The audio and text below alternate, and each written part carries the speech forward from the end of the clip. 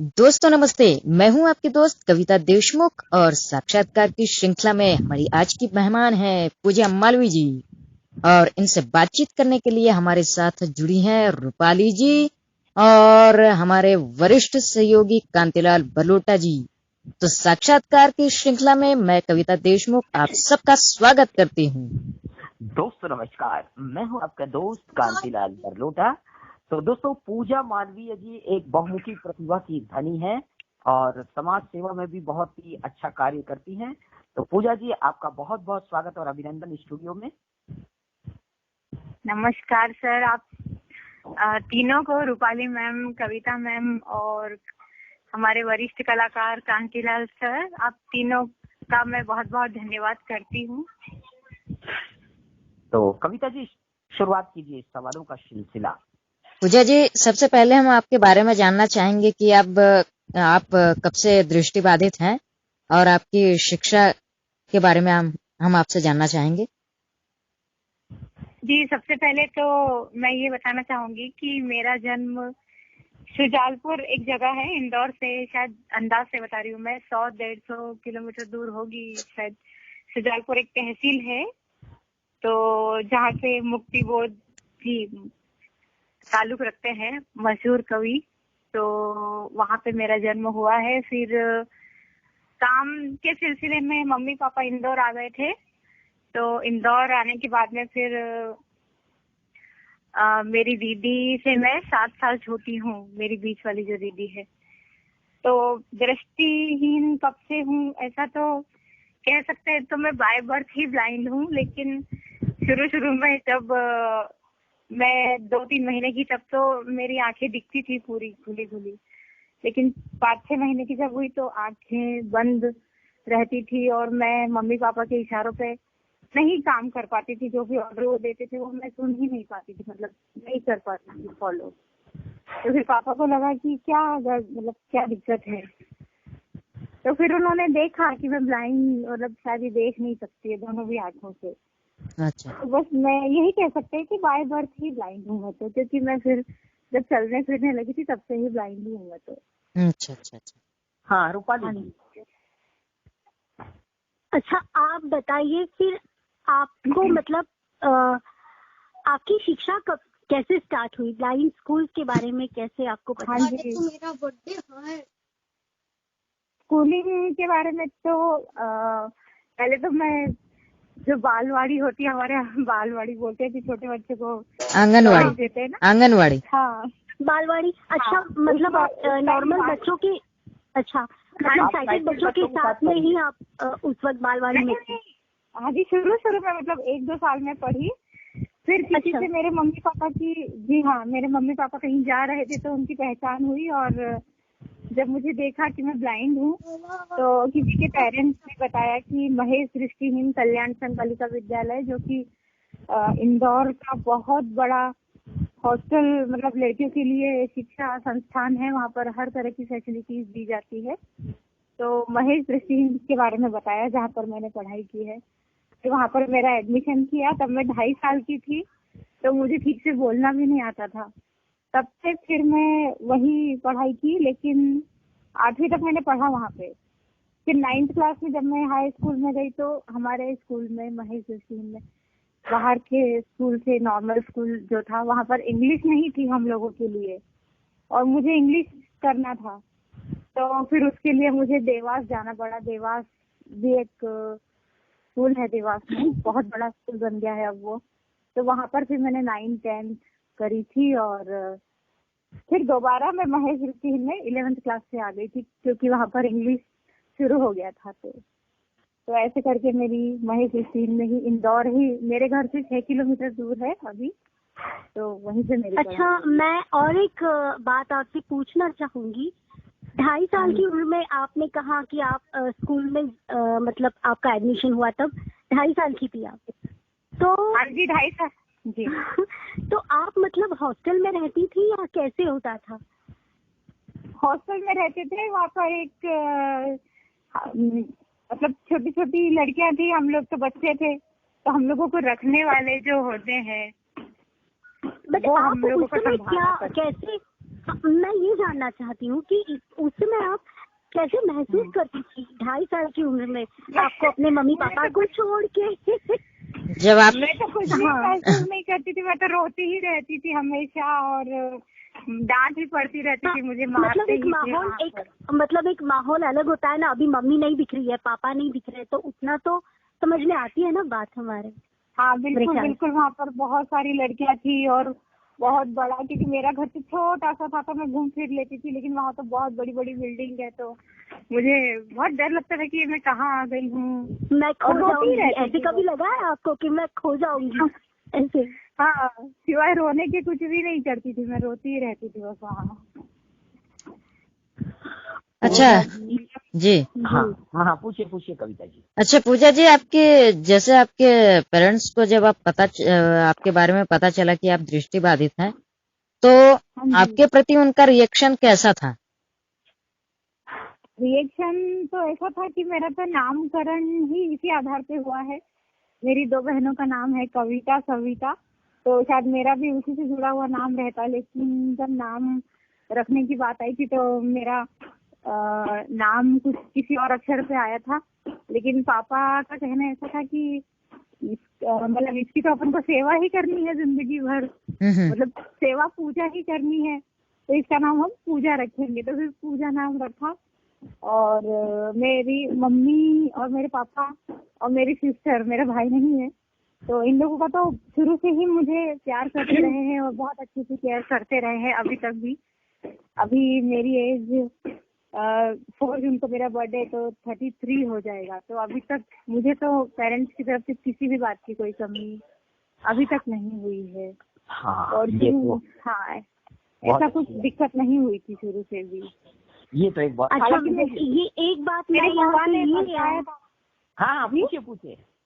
ये नहीं, मैं ये कहना चाहूंगी कि आपके पापा ने ये सोच के आपका नाम पूजा रख दिया कि आपको उनको आपकी सेवा करनी है, पूजा करनी है, बट आप जिस कार्य में जुड़ी है, समाज के कार्य में जुड़ी है, तो मेरे ख्याल से ये नाम आपने सार्थक कर दिया है इस कार्य से जुड़ के, क्योंकि आप संगीत की पूजा ही तो कर रही है और समाज कार्य में भी जो आप काम कर रही हैं, तो वो एक पूजा समझ के मेरे ख्याल से आप कर रही हैं, जहाँ तक मैं समझती हूँ। कह सकते हैं ऐसा क्योंकि म्यूजिक से तो मतलब मैं स्कूल का असर है या ऐसा तो पता नहीं, लेकिन मैं पूछना चाह रही थी कि आपको स्कूल में ही मतलब म्यूजिक स्टार्ट हुआ, आपकी लाइफ में म्यूजिक स्कूल में आया या आपके घर में था कुछ मतलब ऐसा माहौल म्यूजिक का हो गया?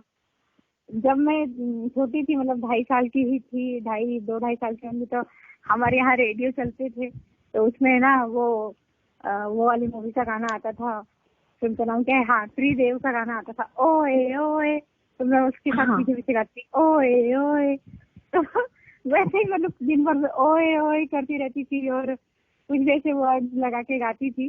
फिर जब मैं स्कूल में पढ़ने लिखने लगी, ब्रेल सीखना, क्योंकि शुरू में तो ब्रेल ही सीखी थी, ब्रेल सीखना, इंग्लिश सीखना, उसके साथ म्यूजिक का तो ऐसा मतलब प्रार्थना वगैरह गाते थे, और स्कूल की प्रार्थना, खाना खाने जाते थे वो प्रार्थना गाते थे, तो बस वही लड़के के साथ पीछे पीछे ऐसे ही गाती थी, उनकी नकल कर करके तोतली आवाज में। फिर गाने का तो ऐसा रहा कि फिर थोड़े बड़े होते गए तो फिर फूलों का तारों का संदेश आते हैं और हम नेहरू चाचा के प्यारे, ऐसे गाने गाते थे। तो संदेश से आते हैं गाना मतलब मैं बहुत अच्छा गाती थी, ऐसा दीदियाँ बोलती थी हमारी। तो म्यूजिक क्लास में तो नहीं जाते थे हम लोग, तो छोटे से खेल में ही पढ़ाई की हम लोगों ने। तो उन्होंने हमारे म्यूजिक टीचर को बताया, विपुला मैम को, विपुला मानगावाकर नाम है उनका, हमारी जो इंदौर की संगीत शिक्षिका है। तो बोले मैडम ये लड़की ना संदेश से आती है, गाना गाती है। तो वहाँ म्यूजिक कंपटीशन में एक बार ले गए, तो मैं गाना, मुझे माइक ही पकड़ना नहीं आ रहा है और मैं गा ही नहीं रही हूँ ठीक से। लेकिन फिर बड़े होते गए 5वीं 6वीं, तो फिर मतलब कंपटीशन में, जैसे लिखित परीक्षा में 3री क्लास में थी तब से ही लिखित परीक्षा देने लग गई थी, ब्रेल की, इंग्लिश और हिंदी की दोनों की भी। तो म्यूजिक का भी चलता रहा, यमन राग, भोपाली राग ऐसा सिखाया, ये चौथी क्लास वगैरह में हमने सीख लिया था। फिर उसके बाद ना कंपटीशन वगैरह में हम लोग को ले जाने लग गए, तो कंपटीशन में तो मैं पहली बार एक गाना गाया था, टी सीरीज वालों का गाना चलता था सोनू निगम का, बड़ी दूर से आए हैं प्यार का तोहफा लाए हैं। तो वो गाना मेरा बहुत चला था, बहुत ज्यादा चला था वो गाना मेरा। तो उसमें मुझे फर्स्ट प्राइज मिला था पहली बार जब मैं तीसरी में थी, हाँ तीसरी क्लास में थी, जब मैं लिखित परीक्षा भी देने लगी। तो लिखित परीक्षा के लिए और गाने के लिए ऐसा मुझे प्राइज मिला था। क्या बात। पूजा जी यहाँ पर मैं आपको इंटरप्ट कर रहा हूँ। पूजा जी, जब आपको फर्स्ट प्राइज मिला था जब आप गाने में, और ये जो गीत आप बता रही हैं ये समझौता फिल्म का गीत है, रिकॉर्ड पर इसे गाया था रफी साहब ने। तो जब आपको पहली बार कोई प्राइज मिला तो आपको कैसा अनुभव हुआ था? अनुभव तो क्या, मेरी फ्रेंड लोग मुझे घेर के खड़ी हो गई थी, मैडम लोग भी, हाँ बेटा ऐसे ही आगे बढ़ना, ऐसे ही सब कुछ करना, ऐसे ही आगे करते रहना करना, ऐसा बोला था उन्होंने। और रीडिंग राइटिंग में लिखित परीक्षा के अकॉर्डिंग मेरा आया था, तो उसकी मुझे ज्यादा खुशी हुई थी, क्योंकि रीडिंग राइटिंग मेरी फेवरेट, म्यूजिक से भी मेरा फेवरेट है, इसलिए। अच्छा पूजा जी, एक छोटा सा सवाल और है आपसे। हमने सुना है कि आप संगीत करती हैं, आप जो है ना नारी सशक्तिकरण को बहुत बढ़ावा देती हैं, तो आपके मन में नारी के प्रति बहुत सम्मान और प्यार है। और आज मैं आपसे ये जानना चाहूंगा कि क्या परिवर्तन आया है महिलाओं के जीवन में अभी इस समय, आप बताइए जरा, या आप क्या सोचती हैं कि आप थोड़ा सा बताइए इस पर। परिवर्तन तो क्या, अभी एजुकेशन के मामले में गर्ल्स बहुत आगे बढ़ रहे हैं, और अभी उनकी जॉब भी लग रही है। और अगर जॉब नहीं भी किसी की लग पा रही है, तो जिसका पर्सनल आर्ट है, किसी की हस्तकला है, किसी का म्यूजिक है, अब गवर्नमेंट जॉब का कब तक वेट करता रहेगा कोई, तो फिर गर्ल्स ना अपने हिसाब से आगे बढ़ रहे हैं। आजकल ऑनलाइन काम भी बहुत हो रहे हैं, वर्क फ्रॉम होम का। तो अभी बहुत सारी ब्लाइंड लड़कियों को देख रही हूँ मैं। कल ही मेरी फ्रेंड ने ज्वाइन करा है एक इंश्योरेंस कंपनी में। तो ब्लाइंड लड़कियां बहुत आगे बढ़ रही हैं, गर्ल्स भी और लेडीज। जैसे अभी दिव्यता मैम है, दिव्यता गर्ग मैम, उनके बारे में बहुत सुनते हैं, बहुत उन्होंने अचीव कर लिया है। उनको राष्ट्रपति जी के हाथ से पुरस्कार भी मिल चुका है, और बहुत सारा अचीवमेंट के बारे में तो अच्छा लगता है ऐसा सुनते हैं किसी के बारे में। तो ब्लाइंड के बारे में सुनते हैं तो अच्छा लगता है। कविता जी। अच्छा पूजा जी, हम ये जानना चाहेंगे आपसे कि भाई ऐसे और भी लोग हैं जो जिनके पास कलाएं हैं, कुछ करने की क्षमता है, पर वो आगे बढ़ना नहीं चाहते, तो उनके लिए आप क्या कहना चाहेंगी? उनको क्या संदेश देना चाहेंगी?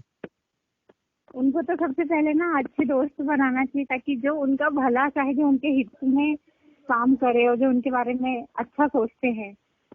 अगर मेरे पास कोई अच्छा आर्ट है, तो अगर आपको उसकी पहचान है, तो आप मुझे सही मायनों में उसकी पहचान करवा देंगे, और तभी मैं आगे बढ़ पाऊंगी। और खुद की जो कार्य कुशलता होती है, जो मेहनत है, वो तो करनी ही होती है, क्योंकि जब तक हम खुद से आगे होके नहीं बढ़ेंगे, तब तक हम आगे बढ़ ही नहीं सकते। और कभी कभी ऐसा होता है कि हमारे बारे में बहुत भी लोगों को पता नहीं रहता है। जैसे अगर मैं कविता करती हूँ, तो आपको पता नहीं है कि मैं कविता करती हूँ, लेकिन जब तक मैं खुद नहीं बताऊंगी, तो आपको कैसे पता चलेगा? अगर आप मुझे कोई अपॉर्चुनिटी देना चाहते हैं, आपको पता ही नहीं, तो कभी कभी ना खुद भी अपने बारे में बता देना चाहिए। या अगर आपको अच्छा नहीं लगता है खुद की तारीफ करना वगैरह, या खुद के बारे में बताना, तो आप अपना कोई दोस्त ढूंढ सकते हैं जो आप बता सके आपके बारे में, जी मेरी फ्रेंड ये ऐसा कर सकती है। बिल्कुल। रूपाली जी, आप पूछिए। पूजा जी, संगीत के अलावा और समाज सेवा के अलावा आपकी और क्या क्या हॉबीज है? मेरी हॉबीज तो जैसा कि मैंने कहा, कविता करती हूँ, कुछ कंपोज भी, मतलब ये तो म्यूजिक में ही आ गया, खैर कुछ कंपोज करने की भी कोशिश करी है मैंने। तो लिखने का जब मैं 5वीं कक्षा में थी तब से ही शौक है। और रीडिंग राइटिंग का तो मैंने बताया ही, मुझे बहुत ज्यादा शौक है। और लोगों की हेल्प करना, यही सब है। और मुझे ना हंसना खेलना बहुत पसंद है। मुझे ऐसा उदास रहना बिल्कुल अच्छा नहीं लगता है, हमेशा हंसती खेलती। अच्छा, क्या आप बचपन में शरारत किया कर, मतलब आप कैसी थी? काफी शांत किस्म की थी या बहुत शरारती थी? दोनों थी। जब ज्यादा तेज लोग होते थे तो दोनों कैसे हो सकता है कोई? जब अच्छे मतलब थोड़े तेज टाइप के लोग होते थे ना, उनके सामने मैं शरीफ बन के बैठ जाती थी, और जो मेरे से कम लोग होते थे उनके सामने फिर मैं शरारत दादा बन जाती थी। हाँ। अच्छा, कोई ऐसा यादगार किस्सा है? चूहा डाल दिया था। हाँ, चूहा डाल दिया था। हाँ, कोई वाटर ऐसा कूलर में वाकया तो बताइए, मुझे बहुत वाकया डांट पड़ी बताइए। थी। हाँ, बताइए। अरे ऐसा मतलब हमारे स्कूल में ना एक चूहा मर गया था हमारे रूम में। हाँ, तो उसको थैली में पकड़ के ले गए, और पता नहीं इसमें भी तो मुझे एडवाइस दिया था कि पूजा तू ये करके दिखा। मैंने कहा तू कर नहीं सकती, बोले तू ये नहीं कर सकती। मैंने कहा मैं कर सकती हूँ, बोले नहीं कर सकती, मेरी रूममेट बोली थी। मैंने कहा नहीं, मैं करके दिखा दूंगी करके। हमारे स्कूल में नया वाटर कूलर आया था, तो उसमें मैंने वो चूहा डाल दिया था। और फिर जब पता लगा, हमारी जो किचन की मेंबर होती है उनको मालूम चला, तो वो मुझे ऊपर ऑफिस में ले गए थे और मुझे बहुत डांट पड़ी थी। अच्छा, सबसे ज्यादा डांट आपको किन से मिली है? मम्मी पापा से या नहीं, घर में तो नहीं मिली, बाहर वालों से ही मिलती रहती है मेरे को तो। अच्छा, घर वाले आपकी हर शरारत को नजरअंदाज कर देते थे? हाँ।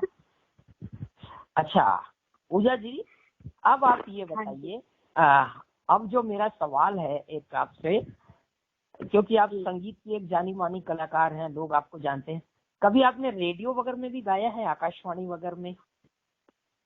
स्कूल में गाया था जब हम छोटे थे, तब मैंने मालवी लोकगीत गाया था। क्योंकि आपको काफी लोग जानते हैं इस हमारे दृष्टिबाधित समाज में, और आप बहुत अच्छे कार्य करती है ना। अच्छा, तो अब हम आपसे एक और चीज जानना चाहेंगे कि आप मिमिक्री भी करती हैं? तो ऐसे ही हंसी मजाक जैसे थोड़ा बहुत वो तो वैसे ही। क्योंकि मैंने देखा है कि हमारी जो दृष्टिबाधित जो गर्ल्स हैं वो गाना के बाद में लेकिन बहुत सारी आवाजें भी निकालती है। भाई मैंने देखा है कईयों को ऐसा। हाँ, मैं तो थोड़ी बहुत आवाजें ऐसे मुझे, क्योंकि मुझे मतलब मैं कोशिश तो करती हूँ, पर फ्रेंड्स लोग बोलते हैं कि गले पे फिर आपका वो फायरिंग क्या होते हैं, स्वर यंत्र वगैरह बोले, वो खराब हो जाएगा, तो ज्यादा खेलो नहीं आवाज से। तो मैं हाँ जी, 3 तरह के आवाज अभी मतलब जिससे मुझे दिक्कत नहीं होती है, उस टाइप की 3 तरह की आवाज निकाल सकती हूँ मैं, जैसे छोटी बच्ची की। तो पूजा जी, हम चाहेंगे कि उनमें से थोड़ा छोटा नमूना हमारे श्रोताओं के लिए। अच्छा ठीक है, तो मैं ना पहले आपको एक जेम्स की पूरी तरीके से नहीं, एक 14-15 साल का 15-20 साल का लड़का होगा, उसकी आवाज निकाल के बताती हूँ थोड़ी सी। हाँ। हेलो रूपाली मैडम, क्या कर रही हैं आप, कैसी है? और मुझे आपके रेडियो मंच, जो ये आपका इंटरव्यू का मंच है, यहाँ आके मुझे बहुत अच्छा लगा। कविता मैडम बहुत अच्छा इंटरव्यू लेती है, बहुत शांत स्वभाव की है। बहुत बहुत धन्यवाद। क्या बात है, वाह भाई वाह वाह वाह। क्या बात है, वाह। यही मैं जानना चाहता था, क्या बात है, ये तो बहुत लाजवाब। हाँ, अब दूसरा कुछ बताइए अगर कर सके तो। अब छोटा बच्चे की जैसी थोड़ी बहुत कोशिश करती हूँ। हाँ, ज्यादा तो मैं एक्सपर्ट नहीं हूँ मिमिक्री में, पर थोड़ा बहुत खेलती रहती हूँ। हाँ, एक और शौक है रूपाली मैडम, मुझे खाना खाने का बहुत शौक है। मुझे भेल, पानी पूरी, चाट, एसपीडीटी सब खाती हूँ मैं, और मुझे ना नमकीन बहुत पसंद है, मैं मीठा बिल्कुल नहीं खाती। क्या बात है, वाह भाई वाह। क्या बात है पूजा, वाह, वेरी नाइस। अब तीसरा क्या है आपका, ये भी बताइए जरा। तीसरा मतारी मतलब बुढ़िया औरत की। हाँ। अच्छा, हाँ। अरे कविता बेटा क्या कर रही तो? अरे बेटा ये कोरोना चल रहा, मेरे को तो कुछ समझ में भी नहीं आ रहा है, मेरे को जरा बता तो ये कोरोना कैसा होता है बेटा? कैसा होता है, कैसे होता है? क्या बात है। क्या बात है, बहुत सुंदर, बहुत खूब। तो भाई अब ऐसा है पूजा जी, ये तो आपकी मिमिक्री हो गई, और बहुत कुछ हम लोगों ने आपके अनछुए पहलुओं को जानने का प्रयास किया यहाँ पर। और अब चलते चलते आपसे हम जो है, हाँ उससे पहले एक छोटा सा सवाल और, आप कौन से गाने ज्यादा पसंद करती हो, पुराने या फिर नए, और कौन से आपके संगीतकार और गायक फेवरेट है, ये बताइए पहले तो हमें। मैं तो जो मेलोडियस होते हैं, जो जिसका म्यूजिक अच्छा होता है, हर तरह का म्यूजिक सुनती हूँ, लाइट, क्लासिकल, वेस्टर्न, फोक, सब तरह का म्यूजिक पसंद करती हूँ मैं। और ऐसा स्पेशल सिंगर तो कोई भी नहीं है, सभी मुझे अच्छे लगते हैं। लेकिन आइडियल की अगर बात करेंगे तो आशा जी मेरी आइडियल है। तो उनके बारे में तो बस मैं उनके लिए तो बस एक ही बात कहना चाहूंगी कि I love you Asha ji. क्या बात, वाह क्या बात है। तो पूजा जी, चलते चलते हम आपसे सुनना चाहेंगे आशा जी की आवाज में चंद लाइनें, आप सुनाइए हमारे श्रोताओं के लिए। आशा जी का गाना कोई सा भी? हाँ जी।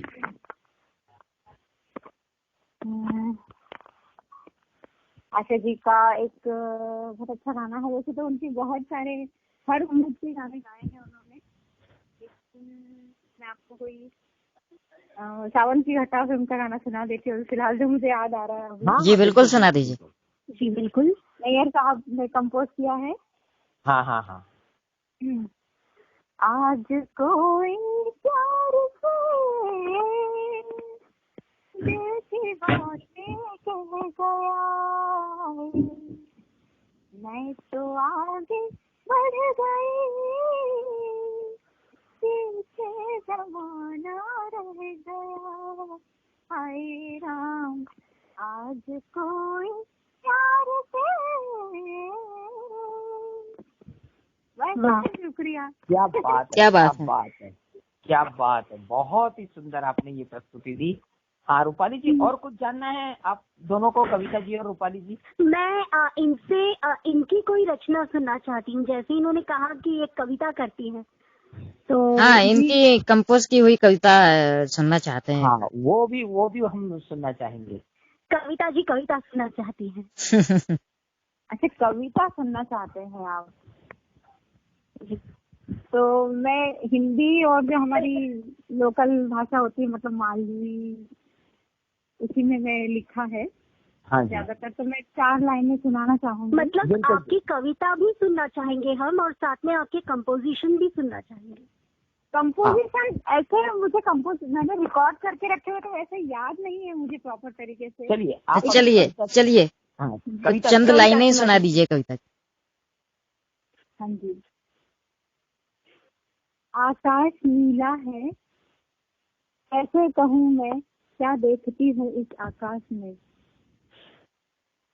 पता गया था मुझे कभी कि ये समंदर भी नीला है, लेकिन मेरे पापा कहते हैं बेटा तुम अगर कुछ भी देखो तो ये सारा जहां रंगीला है।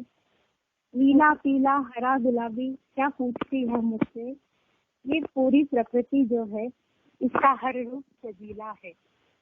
तो ये मतलब मेरे पापा पूछती रहती थी, अच्छा ये कैसा दिख रहा, ये क्या पेड़ कैसा दिख रहा, ये क्या। तो अच्छा, ये मेरा मतलब है हम सभी लोग ये बचपन में पूछते हैं अपने पेरेंट्स से। हाँ ये मतलब अपना ये भाव विश्व जो एक छोटे ब्लाइंड बच्चे का, तो वो नहीं, मैं तो अंत तक मतलब अभी मेरे पापा जब मेरे को छोड़ के चले गए थे तब तक भी मैं तो पूछती रही हूँ उनसे, और अभी भी मम्मी से कुछ हाँ पूछती रहती है कैसा दिख रहा है, क्या कैसा है, क्या है, कुछ भी पूछते रहते। तो वो लोग मुझे जवाब नहीं दे पाते थे, मतलब ठीक से, या कभी बता दिया कभी नहीं। तो अच्छा, आपका ये एक सवाल मेरे मन में था कि आपका ये म्यूजिक और ये कविता, आपने सबसे पहले कविता जो लिखी तो किसे सुनाई या किसे दिखाई, और वो क्या रिएक्शन था, और आपके इस जो म्यूजिक और कविता में आप थी तो आपकी क्या कहते हैं ना प्रोग्रेस देख के आपके घर वालों को कैसा महसूस होता था?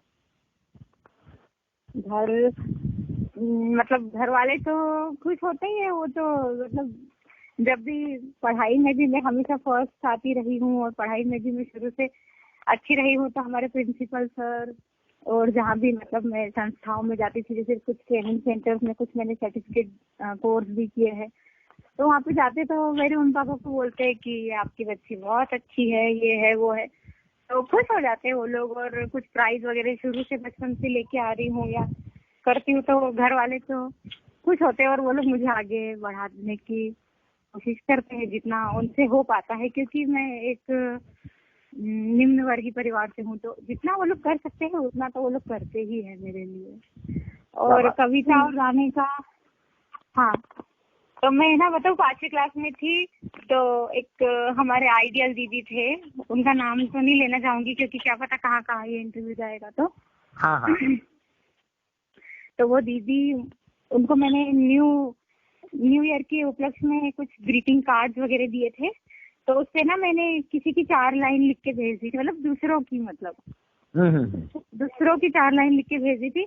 और मेरी एक फ्रेंड थी तो उसने भी वही लाइनें लिख के भेज दी, मतलब तो मैंने इतना अच्छा गिफ्ट दिया था दीदी को, तो दीदी ने मेरे गिफ्ट की ना तारीफ नहीं करी और जो दूसरी लड़की थी उसकी गिफ्ट की तारीफ की।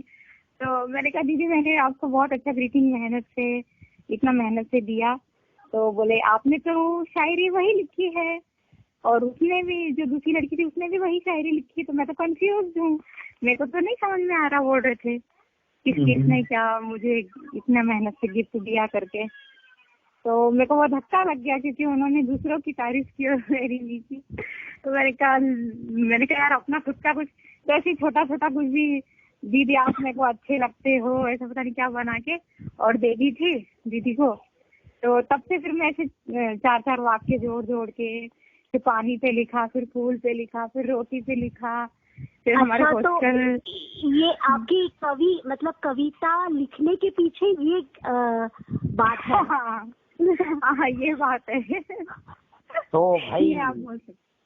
तो भाई ऐसा है, आज हमारे स्टूडियो में पूजा जी आई और बहुत ही अच्छी जानकारियां दी अपने बारे में। कुछ अंशों पहलुओं को हम जानने का प्रयास किया पूजा जी से, और तो हम पूजा जी का बहुत बहुत धन्यवाद ज्ञापित करते हैं कि आज वो हमारे स्टूडियो में। लेकिन मैं इससे पहले एक बात बताना चाहूंगा, हम लोगों ने बहुत बार कोशिश की पूजा जी का इंटरव्यू लेने की, लेकिन वो हो नहीं पाया। लेकिन आज पूजा जी, हाँ, तबीयत खराब होने की वजह से अभी तो मैं बिल्कुल स्वस्थ हूँ, लेकिन अभी बहुत स्वस्थ है। तो पूजा जी आज आप हमारे स्टूडियो में आई और हमारी रिकॉर्डिंग इंजीनियर को एंकर कविता देशमुख जी, हमारी एक और को एंकर रूपाली जी, आप सबका बहुत बहुत धन्यवाद। पूजा जी आपका विशेष रूप से धन्यवाद। तो दोस्तों अब हमें दीजिए अनुमति, हम आपसे फिर किसी साक्षात्कार में मिलेंगे। तो सभी साथियों को नमस्कार। नमस्कार। नमस्कार। नमस्कार।